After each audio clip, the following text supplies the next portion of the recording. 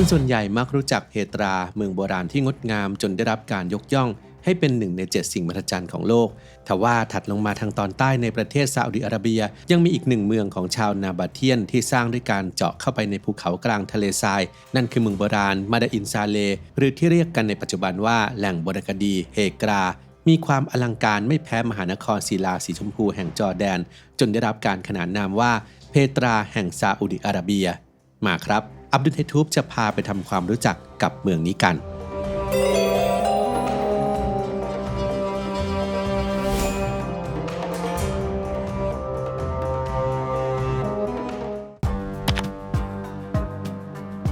มาดาอินซาเลหรืออัลฮิดและยังเรียกขานกันว่าเฮกราเป็นเมืองโบราณตั้งอยู่ท่ามกลางผาหินที่สลับซับซ้อนกลางทะเลทรายทางตะวันตกเฉียงเหนือของประเทศซาอุดิอาระเบียในบริเวณประมาณ52เฮกตาร์หรือราว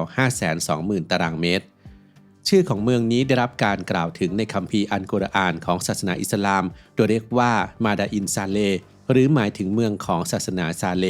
เป็นถิ่นฐานของชนเผ่าที่มีความเชี่ยวชาญด้านวิศวกรรมแต่ความเป็นมาของเมืองที่แท้จริงย้อนหลังไปไกลกว่านั้นคาดกันว่าสร้างขึ้นตั้งแต่ราว100ปีก่อนคริสตกาลไปจนถึงสิ้นศตวรรษที่1ปัจจุบันที่นี่เป็นหนึ่งในแหล่งโบราณคดีที่สำคัญของประเทศอยู่ในเขตเมืองอัลอูลาและยังเป็นที่แรกที่ได้รับการขึ้นทะเบียนเป็นมรดกโลกของซาอุดิอาระเบียตั้งแต่ปี 2008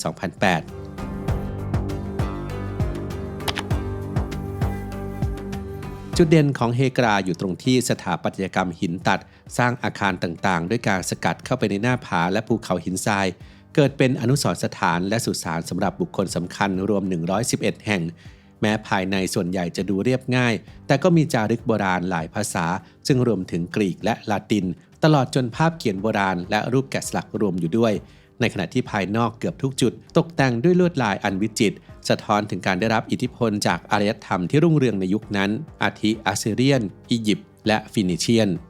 มีการใช้งานอาคารต่างๆในรูปแบบที่ต่างกันทั้งการเป็นสถานที่จัดเลี้ยงและการชุมนุมทางศาสนาส่วนใหญ่เป็นสุสานตลอดจนอาคารคัสอันบินหรือพระราชวังของธิดาที่มีส่วนประกอบด้านหน้าสูง16เมตรสูงที่สุดในกลุ่มอาคารทั้งหมดด้านในเป็นกลุ่มสุสานของบุคคลสำคัญรวม29สุสาน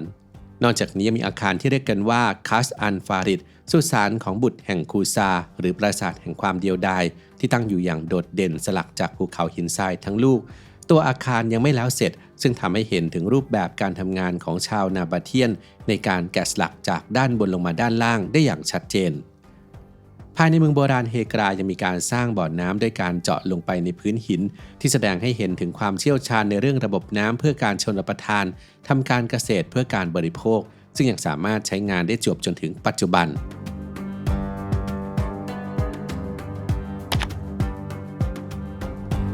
ชาวนาบาเทียนเป็นชนเผ่าพื้นเมืองอาหรับโบราณที่บุกเบิกและเชี่ยวชาญด้านการค้าเดินทางร่อนเร่ไปทั่วทะเลทรายอาหรับในตะวันออกกลางสินค้าสำคัญคือเครื่องเทศกำยานและผ้าไหมก่อนจะสร้างเมืองเพตราเมื่อ300ปีก่อนคริสตกาลซึ่งปัจจุบันอยู่ในประเทศจอร์แดนและถือเป็นอาณาจักรที่มั่งคั่งที่สุดเมืองหนึ่งในยุคนั้นชาวนาบาเทียนยังมีความสามารถในการปรับตัวสูงเป็นผู้ที่มีความเชี่ยวชาญด้านการเอาตัวรอดในทะเลทรายมีความคิดสร้างสรรค์มีความรู้ด้านวิศวกรรมสถาปัตยกรรมและวัฒนธรรมที่ผสมผสานจนเกิดเป็นเอกลักษณ์เฉพาะตัวสำหรับเมืองมาดาอินซาเลหรือเฮกราในซาอุดิอาระเบียนี้ถือเป็นเมืองที่สำคัญที่สุดของชาวนาบาเทียนรองจากเพตราตั้งอยู่ห่างกันลงมาทางทิศใต้ราว540กิโลเมตรสร้างขึ้นหลังเมืองเพตราราว200ปี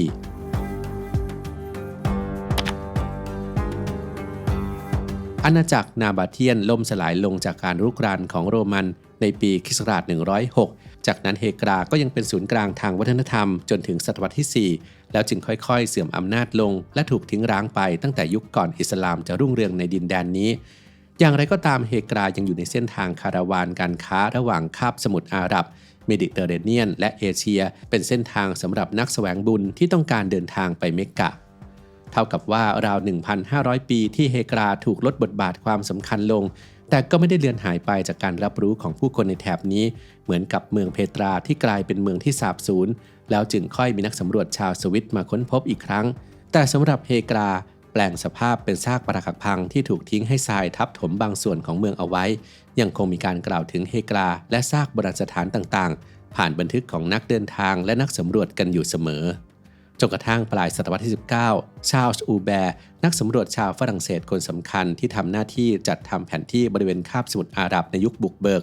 รวมถึงการจดบันทึกรายละเอียดทางภูมิศาสตร์ธรณีวิทยาที่พบเห็นในภูมิภาคนี้ซึ่งรวมถึงสิ่งก่อสร้างและสุสานของชาวนาบาเทียนที่เฮกรา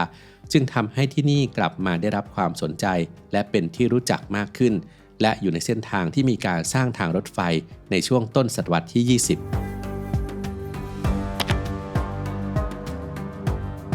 ในเมืองอัลอูราซึ่งเป็นที่ตั้งของแหล่งโบราณคดีเฮกรายังมีสถานที่สำคัญทางประวัติศาสตร์ในเขตเมืองเก่า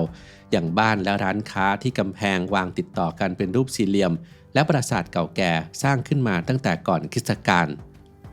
ขณะเดียวกันบริเวณทะเลทรายยังมีประติมากรรมหินขนาดใหญ่ที่เกิดขึ้นเองตามธรรมชาติจากการกัดกร่อนของลมและแสงแดดมาหลายล้านปี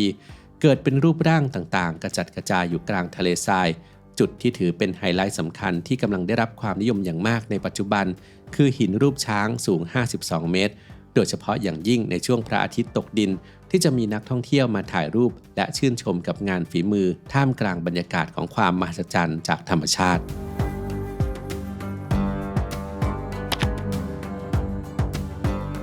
ซาอุดิอาระเบียได้ประกาศวิสัยทัศน์ซาอุดิวิชั่น 2030 ในการพัฒนาประเทศไปสู่แนวทางใหม่ที่มีทั้งการพัฒนาโครงการสร้างระบบสาธารณูปโภคขนาดใหญ่ภายในประเทศปรับเปลี่ยนวิถีชีวิตประชากรให้มีความทันสมัยเพิ่มบทบาทตัวเองในเวทีโลกทั้งยังมีเป้าหมายกระจายแหล่งที่มาของรายได้ลดการพึ่งพาน้ำมันดิบที่เป็นสินค้าหลักเหมือนเช่นในอดีตซึ่งรวมถึงการเปิดประเทศและโปรโมทแหล่งท่องเที่ยวต่างๆมากขึ้น